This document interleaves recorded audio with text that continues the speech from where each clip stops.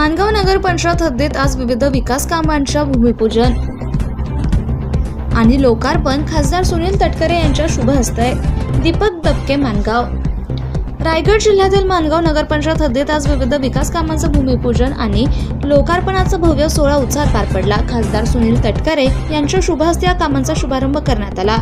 या अंतर्गत गंगूबाई संभाजी शिंदे रस्त्याचं काम, आठवडा बाजार प्रवेशद्वार उभारणे, विविध प्रभागातील गटार बांधकाम तसेच अंतर्गत रस्त्यांचं बांधकाम अशा महत्त्वाच्या कामांचा समावेश आहे.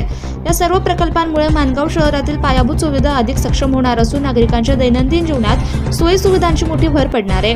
विशेषतः रस्ते आणि गटार बांधकामामुळे पावसाळ्यातील अडचणी कमी होणार असून स्वच्छता आणि वाहतूक व्यवस्थेत सुधारणा होण्याची अपेक्षा व्यक्त केली जाते.